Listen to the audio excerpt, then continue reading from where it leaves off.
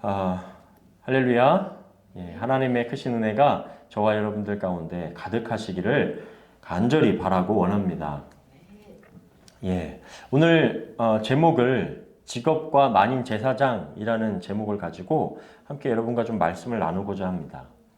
제가 이 말씀을 준비하게 된 것은 최근 한 목사님의 발언이 한국 기독교계를 좀 들썩이게 했습니다.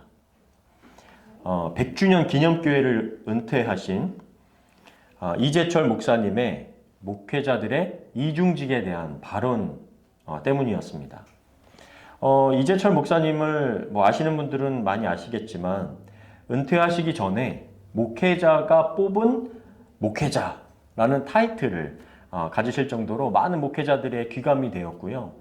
그분의 책은 발간과 동시에 목회자들의 베스트셀러가 될 정도로 아주 내용도 굉장히 좋았습니다. 많은 분들에게 존경을 받은 이재철 목사님께서 이번 목회자 한 세미나에서 어떤 말을 하였길래 이렇게 한국 기독교계가 뒤숭숭하고 또 냉담함과 또 때로는 비판의 목소리를 했을까? 이 목사님은 어떤 목사가 끝까지 살아남을 수 있을까라는 주제를 가지고 강연을 하는 중에 목회자 이중직에 대한 물음에 그는 추신수 선수, 야구 선수죠. 그 선수의 예를 들면서 자신의 견해를 밝힌 것이었습니다. 내용은 이렇습니다. 여러분들에게도 좀 이 설교와 그 내용에 대한 오해가 없도록 그 전문을 좀 그대로 읽어드리도록 하겠습니다. 여러분, 추신수라는 야구 선수가 있는데 이 추신수 선수가 부산에서 고등학교 야구 선수로 졸업을 한 다음에 한국의 실업팀들이 오퍼를 했지만 자기의 어떤 미래를 개척하기 위해서 미국으로 갔습니다. 한국 고등학교라는 그 선수 출신을 누가 받아주겠어요. 그래서 제가 알기로는 한 7년, 8년 동안 3군에서 시작해서 2군에도 있었는데 그 기간에 햄버거만 먹고 살았다고 합니다. 여러분, 만약에 그때 추신수 선수가 나 이중직 가져도 된다고 생각하고 나흘은 야구장 가서 야구하고 사흘은 아르바이트하고 그래서 경제적으로 좀 여유 있게 살아야지 생각했다고 쳐봅시다. 그런 생각을 만약에 추신수 선수가 했더라면 오늘날에 추신수 선수가 존재하겠습니까? 자기 기량을 더 높이기 위해 프로야구 선수도 그렇게 치열하게 미래를 위해 자기를 가꾸는데 목사는 더 해야 합니다. 목사는 프로야구 선수보다 더 프로여야 합니다. 그럼에도 불구하고 많은 젊은이들이 먹고 사는 문제에 더 몰입합니다.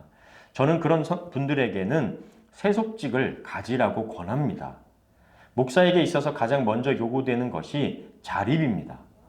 경제적인 자립이 반드시 수반되어야 하는데요. 그 경제적인 자립이라고 하는 것은 내가 살아가는데, 내가 처자식하고 살아가는데 필요한 얼마만큼의 돈을 내가 벌어들이는 능력을 경제적 자립이라고 말하지 않습니다. 세상에서는 그것을 자립이라고 합니다. 그런데 성경적으로 경제적인 자립은요, 내게 얼마가 주어지던 내게 주어진 경제적인 여건에 나를 맞추는 겁니다. 그게 경제적인 자립입니다. 여러분들께서 이 경제적인 자립을 이루지 않으면요, 여러분들이 하나님 나라와 그의 의를 먼저 구하십시오. 그러면 나머지는 하나님이 책임져 주십니다. 절대로 여러분의 마음을 담아서 설교를 할 수가 없습니다. 이렇게 얘기하셨어요. 저는 이재철 목사님의 말 전체가 다 잘못되었다라고 생각하지는 않습니다. 그 저변에 깔려있는 목회자가 프로가 되어야 한다는 충고에는 저에게도 굉장히 도전이 되고 중요하고 본질적인 부분에 있어서는 맞는 말이라고 생각을 합니다. 믿음으로 사는 사람이라면 목회자뿐만 아니라 성도들이라도 물질에 있어서 자립과 자족의 삶을 살아갈 줄 아는 것이 필요하죠.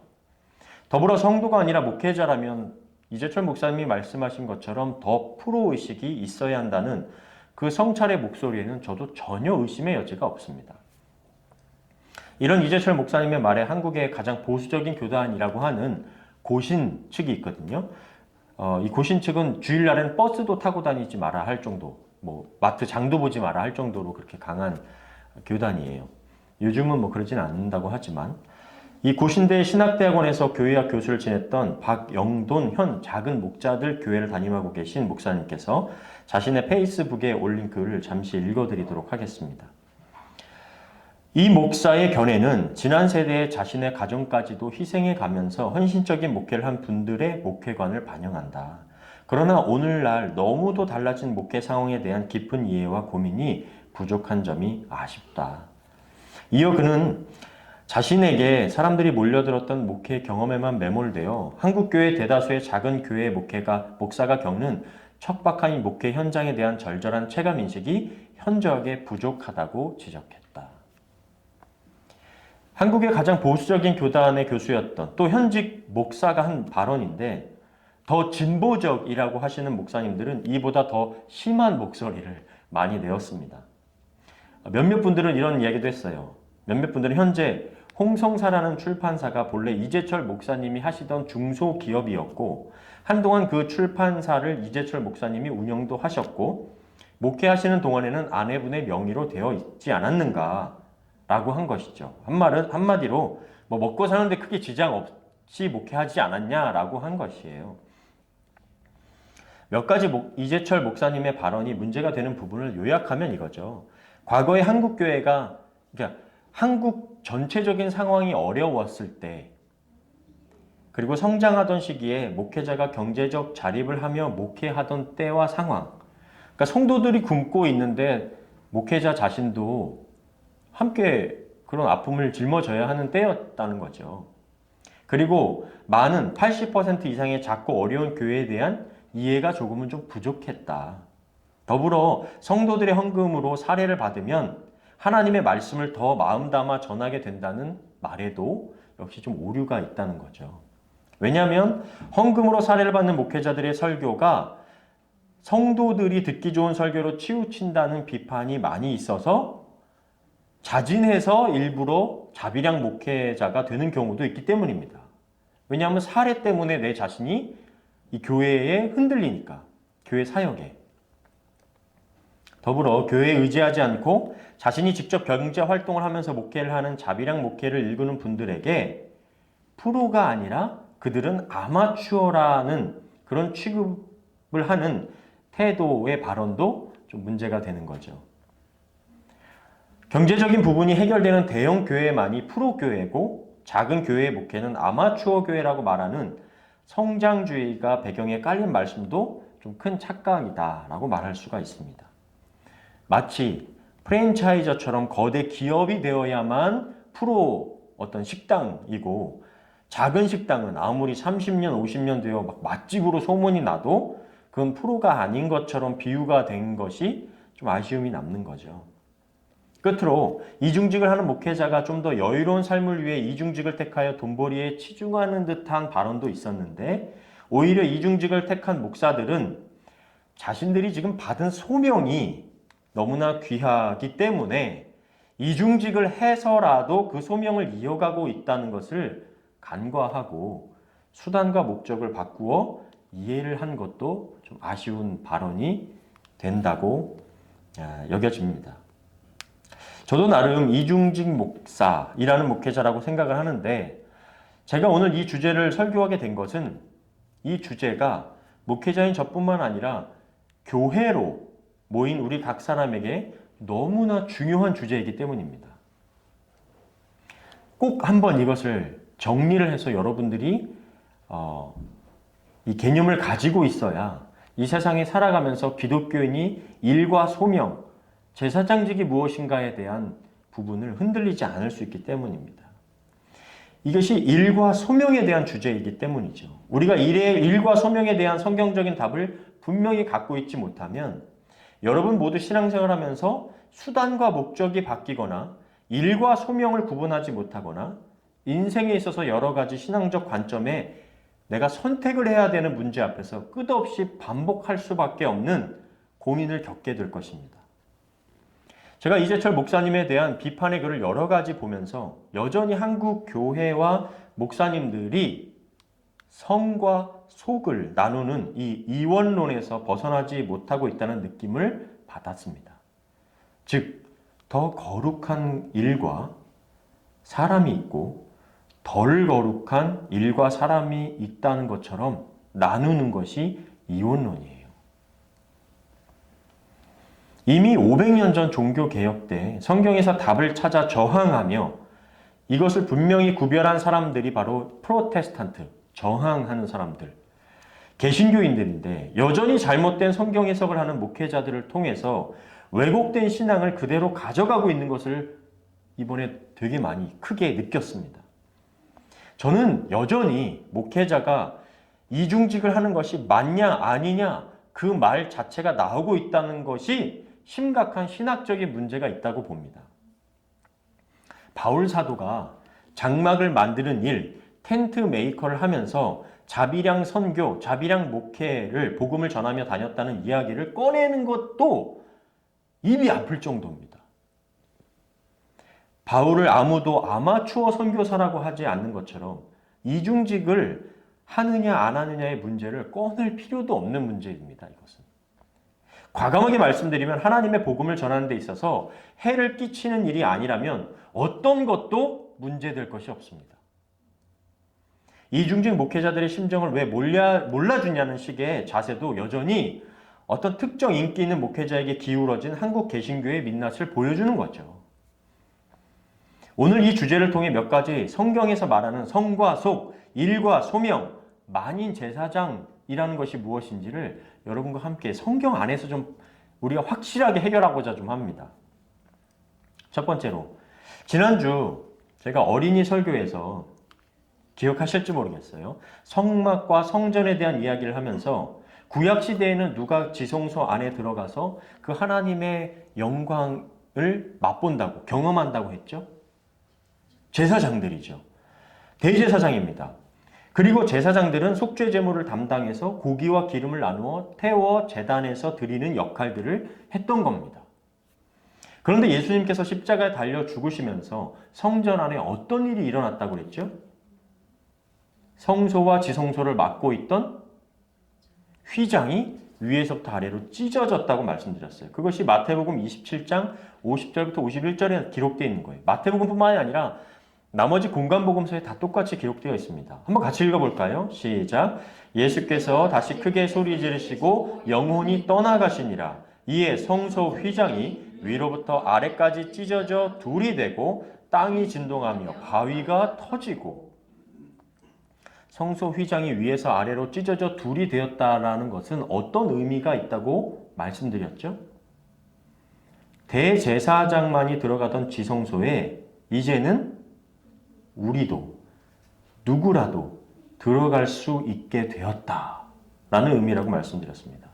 우리가 간접적으로 하나님을 대제사장을 통해서 중재 역할을 하는 사람을 통해서 만나는 게 아니라 직접적으로 여기 있는 저와 여러분 각자가 하나님 앞에 나아가 하나님을 만나고 경험할 수 있게 되었다는 것을 의미한다고 말씀드렸어요. 그러면 다시 한번 묻겠습니다. 예수님께서 십자가에 달리시기 전 성전에서 하나님을 만나고 나아갈 수 있는 사람이 누구라고 했죠? 제사장이라고 그랬죠? 그러면 예수님의 십자가 사건 이후 직접 하나님께 나아갈 수 있게 된 우리는 이제 누가 된 거예요? 제사장이 된 거죠. 그것이 예수님께서 옛 언약, 구약을 넘어서 신약, 새로운 언약을 맺으신 사건인 거예요.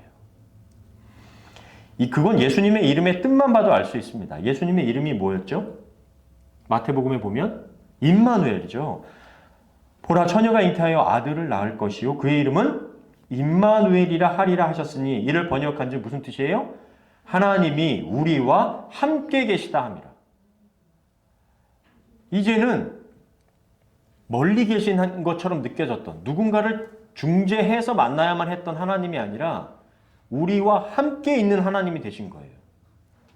2000년 전 인간의 몸을 입고 성육신하신 주님의 이름이 임마누엘이고요. 그때만 함께 계시지 않고 이제는 승천하시면서 마태복음 28장에 기록된 대로 내가 너희와 영원히 함께 하겠다라고 말씀하셨습니다.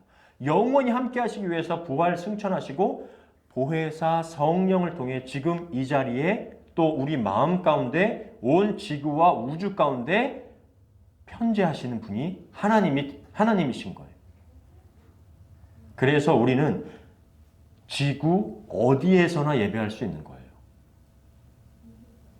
우리는 지구 어디에서나 하나님께 나아갈 수 있고 만날 수 있습니다. 즉 장소의 제약이 없어진 겁니다. 왜냐하면 하나님께서 어디나 언제나 계시기 때문이죠. 그래서 여러분, 우리가 한동안 말로만 말하던 예배를 언제 어디서나 드릴 수 있다는 것이 우리 가운데 한번 현실이 된 적이 있잖아요. 코로나 때. 코로나 시기에 일어난 겁니다, 그게. 그래서 많은 목회자들이 영상 예배도 예배다라고 하면서 막 한국에서도 꼭 예배를 드리십시오 막 이랬잖아요. 장소와 시간의 제약을 받지 않고 영상으로 드리게 된 경험을 하게 된 거예요. 그 이전에도 이미 박해가 심한 지역의 선교사님들의 입술을 통해 전해진 예배의 모습은요, 형식과 장소와 시간을 불문하고 예배드리는 성도들의 모습을 들을 수가 있었어요. 어디나 막 모일 수 없는 기독교들을 박해하는 나라들이 있잖아요. 중국의 가정교회들, 북한의 성도들, 그들이 어떻게 예수 믿는다고 말할 수 있겠어요? 아오지 탄광에 끌려가는데. 어디서나 모일 수 없는 북한의 신실한 기독교인들이 예배드리는 모습은 그들이 밭을 갈면서 입술로 찬양하며 눈물로 기도하는 것이 예배라고 선교사님들 통해서 전해 들었단 말입니다. 바리새인들의 부유한 헌금보다 과부의 2렙돈을 받으셨던 하나님이시라면 화려한 곳에 구경하듯 앉아있는 사람들의 예배보다 밭을 갈며 형식이 없어도 절실한 마음으로 예배드리는 그 농부의 예배를 받으실 겁니다. 히브리서에 휘장이 찢어져 열린 사건을 이렇게 기록하고 있어요. 한번 같이 읽어볼까요? 시작. 그러므로 형제들아, 우리가 예수의 피를 힘입어 성소에 들어갈 담력을 얻었나니 그 길은 우리를 위하여 휘장 가운데로 열어놓으신 새로운 살 길이요 휘장은 곧 그의 육체니라. 휘장이 찢어진 건 뭘 의미한다고요? 그의 육체가 찢어졌다는 걸 의미한 거잖아요. 찢어짐으로 어떻게 됐어요? 새로운 살 길이 열렸어요. 성소에 들어갈 담력을, 이제 그 마음, 담대한 마음을 얻게 되었다는 거예요. 그럼 성소와 지성소라는 장소의 제약을 없애신 것이 전부인가요? 그뿐만이 아니죠. 이제는 누구라도 하나님께 나아갈 수 있는 새 길을 여신 것이죠. 장소의 제약뿐만이 아니라 신분의 제약을 없앤 거예요. 그것이 예수님의 십자가 사건이 우리에게 주는 귀한 의미잖아요. 대제사장, 제사장, 레위인, 가톨릭의 신부, 목사뿐만이 아니라 예수를 주로 시인하는 누구나 하나님께 나아갈 수 있는 새로운 길이 누구를 통해 열렸어요? 예수 그리스도를 통해 열렸다고요. 그것이 바로 종교개혁 때 주창된 만인 제사장, 만인 사제론이에요. 그리스도 안에서 이제 우리는 누구나 다 제사장이 되었다는 겁니다. 모든 인간은 하나님 앞에 평등하다는 말이 만인 제사장, 만인 사제론이에요. 이것이 바로 중세 가톨릭에서 성과 속, 즉 사제와 평신도를 나눴던 것. 거룩한 것과 속된 것을 나누며 사제 계급과 시민 계급을 나누어 진리를 제대로 가르치지 않고 중세 교회가 썩고 골마가고 있을 때 종교개혁이라는 것을 통해서 하나님의 말씀, 성경은 이렇게 얘기하고 있어 라고 말했던 거예요. 이게 종교개혁의 큰 2가지 기둥이 바로 믿음으로 구원을 받는다라는 칭의론, 모든 인간은 하나님 앞에 평등하다라는 이 만인 사제론, 이 바로 종교개혁의 큰 2가지 큰 기둥이었어요. 그 종교개혁이 교회를 바꾸어놨습니다. 역사를 바꾸어놨어요. 베드로전서 2장 9절. 그러나 너희는 택하신 족속이요 왕같은 제사장들이요 거룩한 나라요 그의 소유가 된 백성이니 이는 너희를 어두운 데서 불러내어 그의 기이한 빛에 들어가게 하신 이의 아름다운 덕을 선포하게 하려 하심이라. 이미 2000년 전에 베드로 사도가 얘기한 거예요. 너희가 이제 제사장이다. 거룩한 나라다. 그의 소유가 된 백성이다. 유대인만이 아니다. 대제사장만이 아니다. 이미 벌써 2000년 전에 깨어져 버린 사상입니다. 이 은혜예요. 우리 모두가 다 택하신 족속이고 왕같은 제사장들이고 거룩한 나라고 소유가 된 백성이에요. 모든 인간은 하나님 앞에서 평등하다. 우리를 어둠 속에서 불러내어 그의 기이한 빛에 들어가게 하시고 그 빛을 발하게 하시기 위해서 우리를 불러내셨다. 그것이 성도이고 교회입니다. 부름받은 사람들, 에클레시아. 그래서 부름받은 자들의 모임이 에클레시아고 우리가 교회라고 번역해서 읽고 있는 거예요. 정리하면 우리는 하나님을 예배하기 위해서 부름받은 제사장들입니다. 예배는 장소와 시간의 제약을 받지 않습니다. 오히려 건물을 지어놓고 그곳에서만 드리는 예배에 함몰되게 하는 교회와 목회자가 더 위험할 수 있어요. 그리고 하나님 앞에서 모든 인간은 평등합니다. 즉, 목회자만 성직을 하고 있는 것이 아니라 하나님 나라를 위하여 일하는 모든 성도가 성직을 행하고 있는 거예요. 이것이 예수 그리스도를 통하여 기록된 성경이 우리에게 말씀해 주시는 칭의와 만인 제사장의 복음이에요. 그런데 만약 지금 목회자만 성직인 것처럼 말한다면 다시 찢어진 휘장을 꼬매고 있는 것과 마찬가지고요. 새 언약을 폐기하고 옛 언약으로 돌아가고자 하는 일이에요. 예수 그리스도의 죽음을 헛되이 하는 일이라고 말씀드리는 거예요. 왜 제가 목회자 이중직을 이야기하면서 지금 이 이야기를 드리는지 이해가 되십니까? 성직이라고 따로 구분 짓지 말라는 거예요. 그것이 성경적이지 않다라고 말하는 겁니다. 누구나 다 지금 성직을 행하고 있는 거죠. 그래서 종교개혁 때 루터가 한 말, 그리고 사회학자 콘테라는 사람의 말을 한번 보겠습니다. 그러므로 한 여종이 주인의 명령과 직무에 따라 마구간에서 똥을 치우고 있다면 그것이야말로 천국으로 가는 직선로를 제대로 찾은 것이다. 그러나 반대로 자기 직무가 무엇인지, 자기 할 일이 무엇인지 알지도 못하면서 성자에게나 교회당으로 가는 이들은 천국이 아니라 지옥으로 직진하는 자들이다. 이것이 500년 전 루터가 한 말이었어요. 내가 지금 하나님께서 주신 그 소명을 깨닫고 말똥을 치우고 있으면 그건 천국 가는 사람이다. 그러나 내가 지금 어떤 부르심 앞에 있는지를 알지도 못하고 그냥 교회당 가서 앉아 있다가 오는 사람들, 내가 하나님께서 어떤 나에게 귀한 직무를 맡겨주셨는지 깨닫지 못하는 사람들은 지옥으로 향해 가는 거다. 콘테라는 사회학자가 말하는 것입니다. 루터의 기독교적 일과 직업 개념은 재화를 얻기 위해 일하는 것에 대해 정당하다고 가르친다. 이를 통해 소비와 지출과 자기 복락을 위해서만 노력하며 사는 것은 자본주의 경제사회에서 흔히 볼 수 있는 일이다. 그렇죠? 우리가 돈 벌어서 먹고 있고 일상을 돌리기 위해서 하는 거 자본주의 사회에서 다 하는 거잖아요. 루터 역시 이것을 허용한다. 그러나 거기 그치지 않고 한 발짝 더 나아간다. 루터의 기독교적 일 개념은 돈과 재화에만 의지하며 만족하는 것과 차원이 다르다.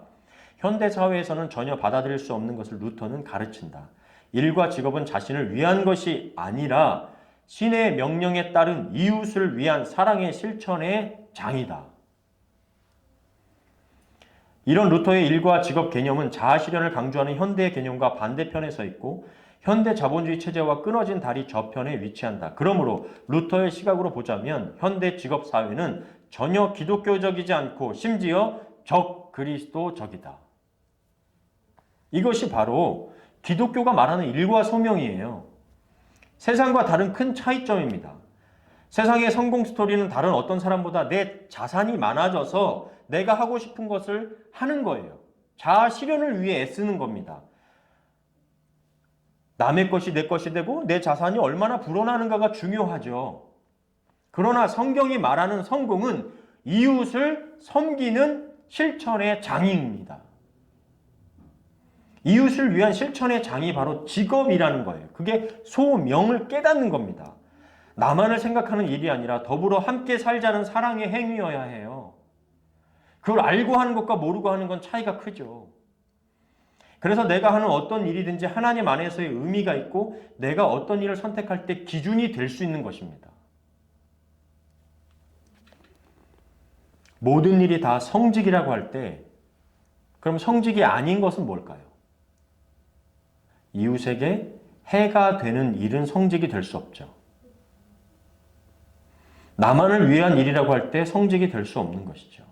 그렇다면 제가 목회자의 이중직이라는 말이 나오는 것 자체가 이상하다고 말씀드린 이유가 조금 이해되십니까? 이미 목회와 다른 어떤 일이라는 관점으로 접근하는 것 자체가 성직과 성직이 아닌 일로 구분을 짓고 있는 것이기 때문이죠. 이웃을 위한 모든 일은 성직입니다. 그런데 목회직만을 성직이라고 얘기하고 다른 것을 할 때는 그것은 세속직이라고 말한다. 목회자가 목회에 집중하지 못하고 돈을 버는 데에 애를 쓴다면 그럼 세속직을 가지라고 말했지 않았습니까? 세속직이라고 말하는 것 자체가 잘못된 관점을 가지고 있는 거라는 것이죠. 그것이 성경적으로 굉장히 잘못된 가치관이라는 것입니다. 목회도 성직이고 목회가 아닌 다른 일도 성직입니다. 예를 들어 이민사회에서 많은 목회자들이 일을 하죠. 청소일, 배달일, 건축일, 전기, 마트에서든 여러 가지 일들을 하십니다. 그러면 지금 제가 말했던 여러 가지 일들 가운데 성직이 아닌 것이 있습니까? 자기만을 위하는 일이 있나요? 청소, 배달, 건축, 전기, 마트, 서빙.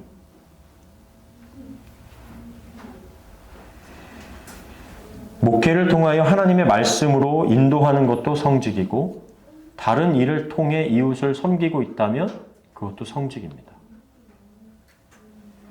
더불어 이를 통해 경제적인 문제뿐 아니라 늘 교회 안에서만 머물며 비그리스도인을 만나지 못하는 목사가 아니라 비그리스도인을 한 번이라도 만나 대화하며 복음을 전하고 사람들의 이야기를 듣고 나눌 수 있는 기회가 열리죠. 여러분 혹시 전도를 해보신 적이 있으시겠지만 누가 요즘 사는 사람 딱 붙잡고 예수천당 불신지옥, 예수님 믿으세요, 예수 믿으면 참 좋아요 라고 복음을 전하면 가만히 듣고 있는 사람 누가 있습니까? 관계가 형성되지도 않았는데 그렇게 전도를 하면 예, 제가 교회 갈게요 하면서 교회를 가시는 분이 있냔 말이에요.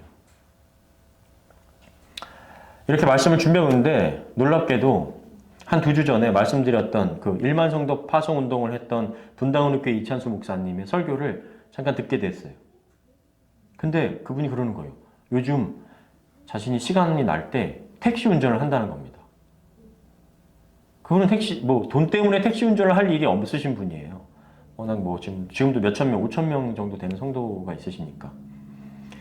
그분이 택시 운전을 하는 이유를 이렇게 말씀을 하시더라고요. 본인의 아버지가 목사님이셨고 자기 주변이 다 크리스천이니까 전도할 일이 없다 하시면서 택시 운전을 통해 성도들의 삶도 가까이서 듣고 싶고 기회가 되면 전도도 하고 싶다는 이유였어요. 그런데 이미 법적으로 택시 운전 기사가 먼저 종교적인 이야기를 하면 안 된다는 것이 법으로 정해져 있다는 것도 그때 알았다는 거예요.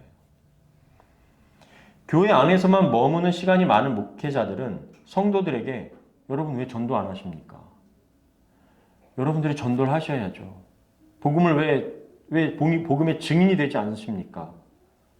라고 쉽게 말할 수 있지만 그건 현실을 제대로 파악하지 못하는 모습일 수 있다는 거예요. 얼마나 성도들과의 삶에서 간극이 멀어지는지 알 수 없어요.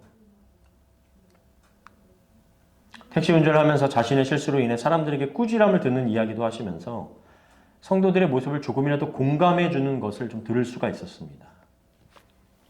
헨리 나우엔이라는 영성 신학자가 있었어요. 그는 예일대학교 또 하버드의 교수로 재직하다가 1986년도 캐나다 토론토 근처에 있는 작은 라르시 데이브레이크 공동체에서 사제로 활동을 했습니다. 그가 명성 있는 교수직을 내려놓고 이 라르시 공동체에 간 것에 대해 많은 사람들이 의아해하기도 했어요. 이 공동체는 특별히 또 장애우들이 많이 있는 공동체였거든요.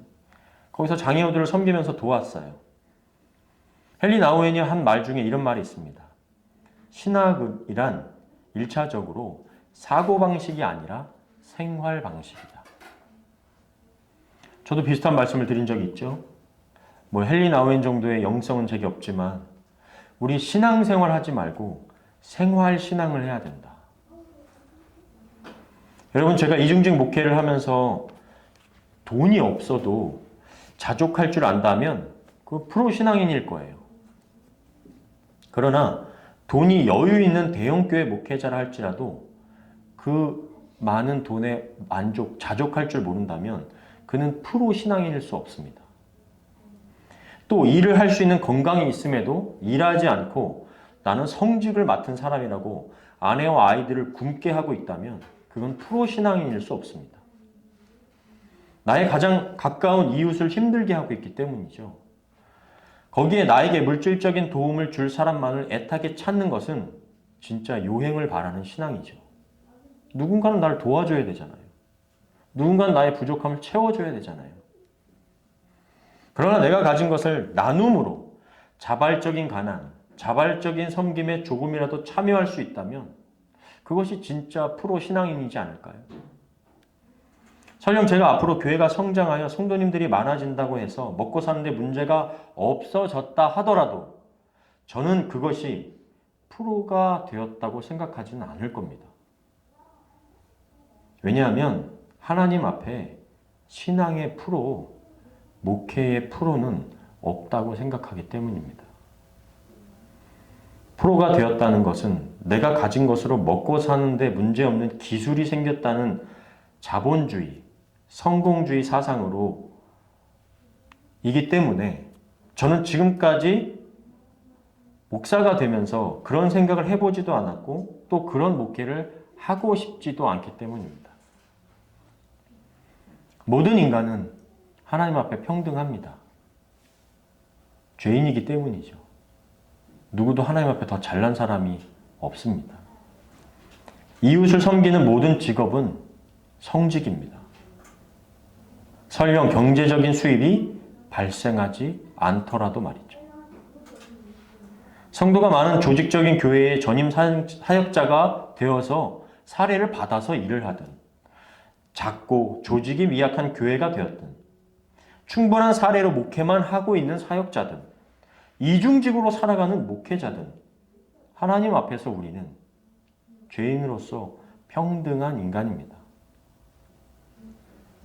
언제 어디서나 하나님께 예배하며 나아갈 수 있는 우리가 성직을 맡은 거룩한 제사장들임을 기억하며 살아갈 수 있는 저 여러분 다 되시기를 주님의 이름으로 간절히 축원합니다.